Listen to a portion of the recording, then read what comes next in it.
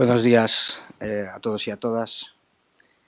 En primer lugar, me gustaría agradecer al grupo de esta facultad del proyecto Go Green que haya pensado que lo que podía comentar yo aquí podría ser de interés para el proyecto, especialmente a José Ravier, que anda por ahí. Y venía ayer en el viaje de Santiago hasta aquí, venía pensando que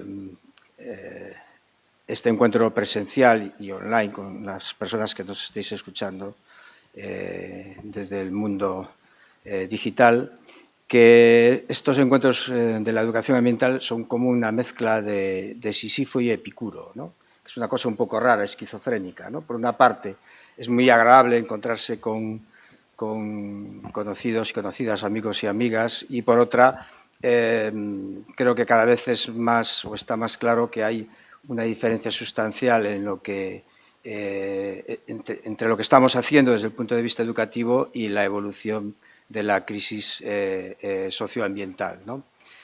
Y esa es un poco la explicación del título de la ponencia. Decía José Ra que voy a hablar de las GreenCom, de las competencias. Disculpa, Pablo, me he dado cuenta que no te he presentado. Igual. Empiezo bien. Rápidamente. Pablo Meira, doctor en Filosofía y Ciencias de la Educación por la Universidad de Santiago de Compostela, profesor titular de esta universidad, imparte desde hace bastantes años, vamos a decirlo así, asignaturas relacionadas con la educación ambiental y la pedagogía social y su actividad investigadora se centra dentro de un grupo muy interesante, el grupo SEPA, y lideran diferentes proyectos, ¿no? A esta actividad investigadora se suma participación en programas y experiencias de innovación educativa dentro y fuera del ámbito universitario, así como, algo que subrayo, la pertenencia y colaboración con ámbitos y colectivos de diversa naturaleza. ¿Vale? Disculpad. Continúa. Bueno, gracias, José. Le comentaba a José que sí, que iba a hablar a hablar de competencias o de las GreenCom, que ya me hizo la mitad del trabajo con la presentación y con la ponencia anterior, pero puse eso de incompetencias porque voy a trabajar con una hipótesis que, bueno, puede ser un poco dura, ¿no? Y es decir, que contamos con un marco de competencias, las GreenCom, algo comentaré sobre ellas, pero el bosque, donde ese marco de competencias se tiene que desarrollar, que es el currículum, es básicamente un currículum insostenible, ¿no? Entonces tenemos competencias para la sostenibilidad en un contexto curricular. En general, en los países desarrollados, las GreenCom afectan a los países fundamentalmente europeos, que son sociedades fundamentalmente insostenibles, ¿no? Y aquí hay una contradicción de fondo, que es un tema que últimamente preocupa mucho en el campo de la educación ambiental, ¿no? Voy a acercar el tema a un ámbito que es el que más me preocupa y me ocupa últimamente, que es el de las respuestas educativas a la emergencia climática o a la crisis climática, ¿no? Esa mujer que veis ahí es Margaret Atwood, es más conocida por ser la novelista en la que se basa esta serie del cuento de la criada, pero os la recomiendo como novelista de ciencia ficción, vamos a decirlo así, pero también como ensayista. Y en una entrevista que dio al País el año pasado, antes de que saliera en España un libro de ensayos de ella que se llama Cuestiones candentes, que está en la editorial Salamandra, dijo esto: el futuro ha dejado de ser un paseo por el parque, más bien parece un chapoteo por el barro, ¿no? Yo creo que esa es una idea que ilustra muy bien, una frase que ilustra muy bien la situación en la que estamos, y el cambio climático no deja de ser una especie de prueba de estrés, ¿no? Prueba de estrés para las sociedades contemporáneas y una enorme prueba de estrés para los sistemas educativos, ¿no? El concepto este de prueba de estrés supongo que os sonará por el tema de los bancos, ¿no? Del sistema financiero. Y el cambio climático, que obviamente no es el único problema que conforma esa crisis socioambiental de la que hablaba José Ra, de la que se habla en el proyecto Go Green, pero creo que es el problema más sistémico y más estructural, ¿no? El que mejor retrata la encrucijada en la que estamos, porque no solo afecta a la dimensión ambiental, sino y sobre todo afecta a la dimensión socioeconómica y política y también ideológica, ¿no? Hace poquito salió esto, supongo que algunos conoceréis, el Foro de Davos, que es esta reunión de los poderes económicos y políticos que se celebra anualmente en Austria. ¿Davos está en Austria? ¿Austria o Suiza? No me acuerdo ahora. ¿No? Suiza, ¿no? Y ahí se reúnen y siempre sacan un informe, que es el informe de los riesgos globales, ¿no? Y en el informe de este año, del 2024, hacen esas dos listas de riesgos globales, una a corto plazo, 2 años, y otra a largo plazo, 10 años. Yo esto de 10 años largo plazo no lo veo, pero los señores del poderoso sí lo ven. A mí 10 años me parece un cortísimo plazo, ¿no? Y 2 años me parece que es ya, ¿no? Y a 2 años ahí aparece el cambio climático y en segundo lugar, ¿no? Pero si os fijáis, a 10 años vista, los 4 primeros riesgos globales que aparecen ahí son precisamente la cuestión, bueno, los extremos, los fenómenos climáticos extremos, ¿no? Los cambios en los sistemas terrestres, los problemas de colapso de la biodiversidad y los ecosistemas y la carencia o la disminución de recursos naturales, y la polución sigue apareciendo ahí en 10º lugar. Si os dais cuenta, hay una cosa muy curiosa, y es que a 10 años todos los riesgos económicos desaparecen, ¿no? Lo cual no cuadra muy bien, porque si ponemos estos 4 riesgos de primeros, pensar que no va a haber una afección sistémica a nivel económico, ¿no? En términos de inflación, lo estamos viendo ahora precisamente, o en términos de algún tipo de colapso económico, de retroceso económico, es un poco, como mínimo, ingenuo, ¿no? Pero esto nos indica que esto va en serio, ¿no? Estos no son unos señores radicales o señores fundamentalmente radicales que se reúnen en Davos para hablar del apocalipsis, sino que son gente muy seria, ¿no? Que cree en el sistema, ¿no? Y que cree que se puede cambiar el sistema, pero lo ven así, ¿no? Y acercando un poquito más el tema donde lo quiero llevar, ¿no? Cuando vi yo esta serie me acordé de una noticia que salió del país en el año 21, justo después de la parte más dura de la pandemia. Ese señor que veis ahí es Andreas Schleicher, que es era, no sé si sigue siendo, en ese momento era el director de educación de la OCDE. Es uno de los creadores de esa prueba de estrés oficial de los sistemas educativos, que es el informe PISA, ¿no? Y declaraba esto en una entrevista al País, ¿no? La educación en España prepara a los alumnos para un mundo que ya no existe. Y dijo, bien, aquí hay una persona que sabe la situación en la que nos encontramos, ¿no? Voy a meter esta declaración en la nevera y voy a avanzar, ¿no? Esta conciencia de que estamos en una situación crítica en el campo de la educación ambiental es cada vez más evidente y más intensa, ¿no? Ahí hay 2 ejemplos, ¿no? El primero, supongo que lo conoceréis si estáis en el mundo de la educación, es el informe de la UNESCO, Reimaginar juntos nuestros futuros, que es, digamos, la versión o la doctrina educativa del Green New Deal, vamos a interpretarlo así, por ese subtítulo de un nuevo contrato social para la educación. Y el apartado más duro del informe, si lo leéis con un poco de calma, es precisamente el que se dedica a la crisis ambiental, ¿no? Es durísimo. Incluso llega a hablar de límites, algo muy raro en la literatura de la UNESCO y de las organizaciones de la ONU con respecto a la educación. Pero en la parte de la crisis socioambiental, de la crisis ambiental, dice esto, ¿no? Los países y las personas más educadas del mundo son los que más aceleran el cambio climático. Si ser educado significa vivir de forma no sostenible, tenemos que recalibrar nuestras nociones de lo que debe hacer la educación y lo que significa ser educado, ¿no? Claro, esto no es una correlación espúrea, ¿no? Es real, ¿no? La huella, cojamos el indicador que queramos seleccionar, la huella de carbono, la huella ecológica, los residuos per cápita, el consumo de energía per cápita, resulta que los países donde hacemos más educación ambiental, donde hay más recursos de educación ambiental, donde se trabaja, cuando menos formalmente, más la educación ambiental dentro y fuera del sistema educativo, son también los que tienen unas sociedades más insostenibles, desde el punto de vista histórico, ¿no?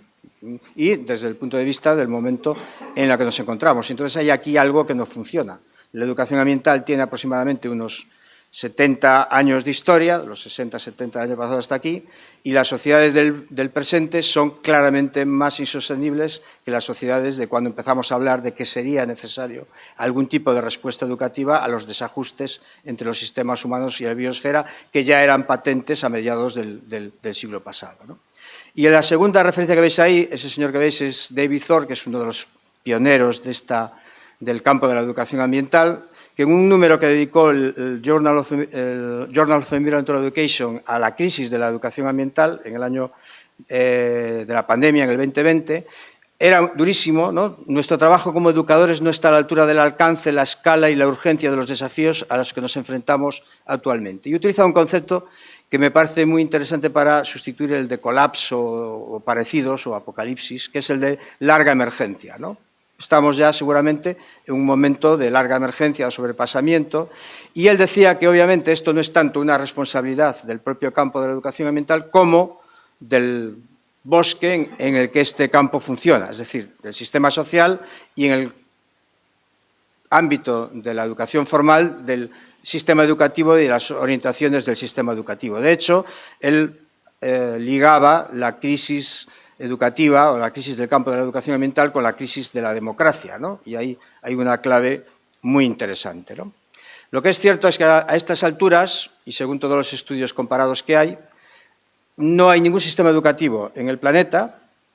Alguien me dijo una vez, no, hay unos estados insulares del Pacífico que sí, bueno, sí, bueno, acepto que sí que puede haber algún estado, algún microestado que tiene una situación tan crítica, donde hay un sistema educativo viable que funciona, que sí puede estar centrando o concentrando buena parte de su esfuerzo educativo formal en la cuestión de la emergencia climática. Pero lo cierto es que a estas alturas podemos decir que no hay ningún sistema educativo contemporáneo, sobre todo donde existen sistemas educativos con cierta calidad, estructura, recursos, ¿no?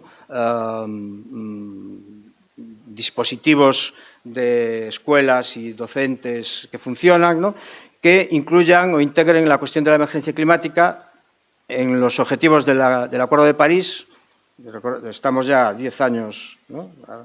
Dejamos ya hace 10 años el Acuerdo de París y fuera también completamente de lo que está estipulado en la famosa Agenda 2030 de las Naciones Unidas, tanto en el ODS 13 como en el ODS 4, ¿no? Y estamos a 5 años prácticamente de esa línea mágica del 2030, ¿no?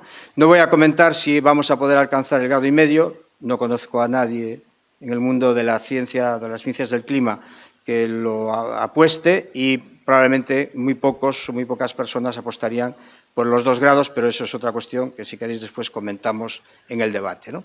Lo que nos dicen los estudios comparados sobre cómo se está abordando la emergencia climática en el sistema educativo es que el abordaje sigue siendo puntual y anecdótico, depende no tanto del sistema o de las finalidades y de los objetivos del sistema, sino de la voluntariedad de grupos de profesores o de centros educativos, a veces de redes educativas que deciden voluntariamente concentrar o interpretar el currículum oficial o los marcos oficiales en clave de emergencia climática.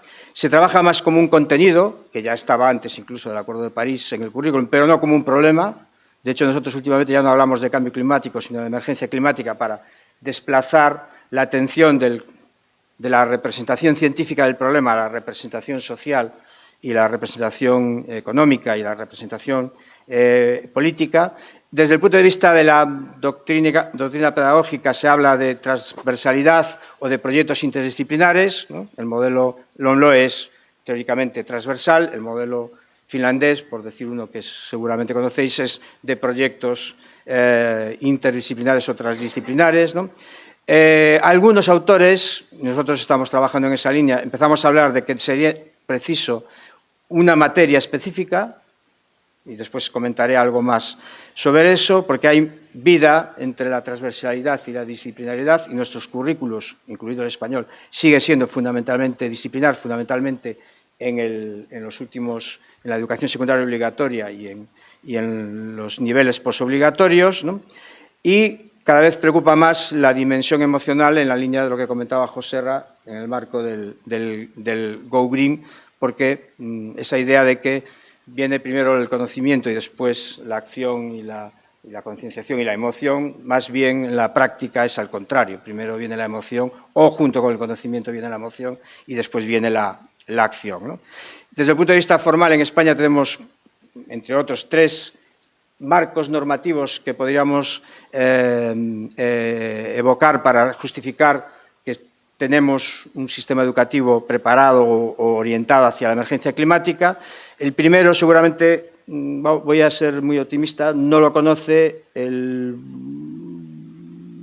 lo conoce solo el 20% de la sala, después podemos hacer una votación a mano alzada, que es el PAEAS, ¿no? El Plan de Acción de Educación Ambiental para la Sostenibilidad, que es un marco de política de educación ambiental para el conjunto del Estado que desarrollaron entre el Ministerio de Transición Ecológica y el Ministerio de Educación, que está en vigor y que uno de sus ejes prioritarios es precisamente la educación para la mitigación y la adaptación y para la transición energética, pero claro, una política pública de educación ambiental que no se conoce es una política más bien formal que real, ¿no? Y además aquí en el Estado español tenemos el problema de la transferencia del nivel de la Administración General del Estado a las autonomías y aquí hay muchos desequilibrios territoriales en la puesta en práctica de este plan que, repito, sigue en vigor, ¿no?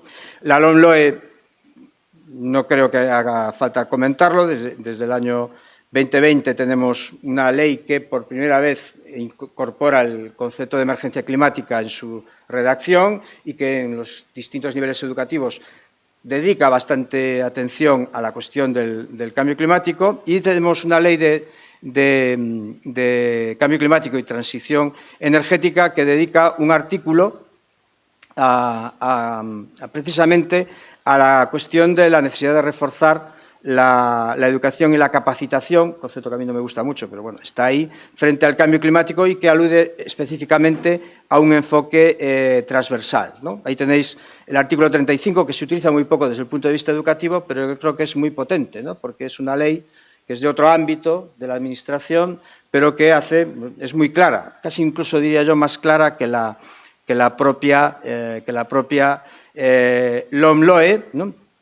Que habla de transversalidad, ¿no? Es el enfoque que se asume, habla de educación para el desarrollo sostenible, en la LOMLOE se habla de educación global, de educación ambiental para la sostenibilidad, de educación para el desarrollo sostenible, ahí hay una especie de cacao conceptual en el cual tampoco quería entrar, si queréis después lo vemos en el debate.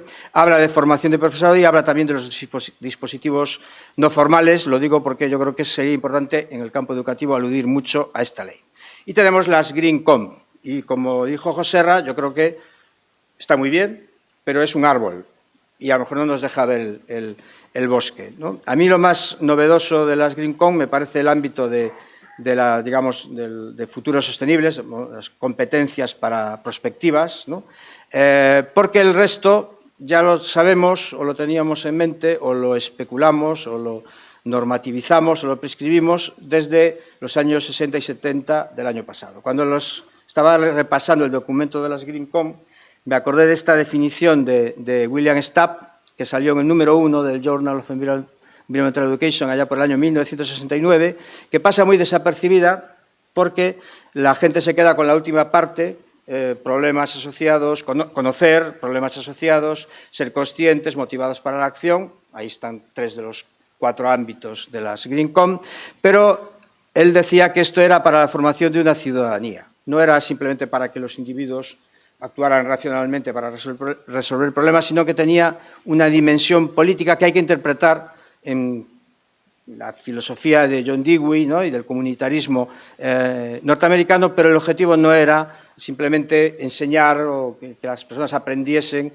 conocimientos o capacidades o habilidades, ¿no? O desarrollarse en actitudes proambientales, sino que era formar una ciudadanía, ¿no? Y eso es la idea básica que en principio está detrás de las GreenCom, ¿no? Y voy a lo que quería lanzar como una provocación, ¿no? Una materia para la emergencia climática. Estamos al año 2024, ya para el 25. Como supongo que sabéis, no hemos ni siquiera conseguido aplanar la curva de emisiones a nivel global. tampoco en el Estado español, ¿no? Y estamos a 5 años del primer hito del 2030 y según la ciencia que está detrás del Acuerdo de París, para conseguir ese grado y medio, 2 grados, a final de siglo, en el año 2030, teníamos que haber reducido las emisiones de gases de efecto invernadero en el 50%. Y estamos por encima ya del año 2020, donde hubo una caída obvia por la pandemia de en torno a un 6% de las emisiones, pero ya en el 2021 casi nos situamos a la par, en el 22 ya estamos en el ritmo previo a la pandemia y en el 2023 ya estamos claramente incrementando en 1,2, 1,3% las emisiones con respecto al año anterior, ¿no? Y estamos a 5 años, ¿no? Y en este sentido nos parece que hay que, mientras el currículum siga siendo disciplinar, porque lo sigue siendo, incluso el de la LOMLOE, sobre todo en la educación secundaria y en el bachillerato y los niveles, ya no digo en la educación superior, ¿no? Habrá que pensar medidas de urgencia. Y una medida de urgencia puede ser tener una materia, ¿no? Ahí tenéis una de las primeras voces públicas, ¿no?, que hablaron de esto, ¿no?, que fue ministro de Educación del gobierno pre-Meloni, ¿no?, de los 5 estrellas, ¿no?, que formaba parte de esa coalición de izquierda progresista, ¿no?, que fue ministro de Educación, que habló precisamente en el año 2019 de que iban a introducir una materia sobre el cambio climático en el currículum escolar en Italia, en educación primaria y secundaria. El problema de esta persona que veis ahí, no me acuerdo cómo se llama, Lorenzo Fioramonti, es que al mes siguiente de decir esto lo cesaron, ¿no? Bien. Y la materia eran 33 horas al año, que si tenéis una idea del currículum, pues no cabría esperar mucho, ¿no? Esta estela la siguió la exministra Celaá, aprovechando la COP que se celebró, que iba a ser en Santiago de Chile, pero acabó siendo en Madrid en el año 2019, prácticamente copió la misma secuencia de Fioramonti y dijo que sí, que efectivamente, daros cuenta que estamos a finales del año 2019, se estaba cocinando la LOMLOE, está ya casi terminada la LOMLOE, ¿no? Y dijo que efectivamente había que incorporar una nueva materia educativa centrada en el cambio climático y el desarrollo sostenible y en las que los alumnos adquieran todo el conocimiento teórico y práctico que necesitan para desarrollar esa sensibilidad por el cambio climático y por un desarrollo sostenible. Y tendremos una materia también, porque estaba recogiendo, supongo que haría alguna pregunta, pues la propuesta del ministro de Educación italiano, ¿no? Y de ahí sale la LOMLOE. Pero a nosotros esta idea no nos parece mal, teniendo en cuenta que estamos en una situación de emergencia climática, ¿no? ¿Y qué significaría una materia? Primero, una materia no tiene que ser necesariamente una materia disciplinar, puede ser una materia transdisciplinar, ¿no? Pero una materia significa que hay que dedicar tiempos, recursos, obviamente recursos humanos, docentes, ¿no?, espacios, específicamente, probablemente en todos los niveles del currículo, pero fundamentalmente en los últimos cursos de primaria y en la educación secundaria obligatoria y el bachillerato, a tratar específicamente cuestiones de mitigación, de adaptación y, visto lo visto, también de reducción de la vulnerabilidad, ¿no?, dado que, como creo que sois conscientes todos y todas, esto se está acelerando de forma evidente, ¿no? Esto significaría también un cambio fundamental en la formación del profesorado. Habría que también crear probablemente una materia para abordar la crisis socioambiental y la crisis climática en particular dentro de la formación del profesorado. Nosotros hablamos en algún texto de formar la competencia climática, aunque lo de las Green Comp nos parece que puede ser formalmente una solución aceptable. Y después, sobre todo, la necesidad de integrar tanto la dimensión institucional del medio ambiente como la de la educación, buscar formas de que estas dos áreas de las administraciones integren recursos para potenciar este espacio específico para la emergencia climática en el currículum y también que esa materia, que no tiene por qué ser asociada a una disciplina o un docente o a un ámbito disciplinar específico, pudiese integrar tanto la perspectiva de las ciencias sociales como la perspectiva de las ciencias naturales, ¿no? Y ahora vuelvo al señor Andreas Schleicher. Claro, cuando leí esto de la educación en España prepara a los mundos para un mundo que no existe, dije yo, bueno, nos dirá qué es lo que falta, ¿no? Pero claro, es frustrante, porque después el periodista o la periodista del País le pregunta qué problema hay, dice, no, bueno, hay mucha gente en España que completa titulaciones universitarias avanzadas y tiene dificultades para encontrar un buen trabajo.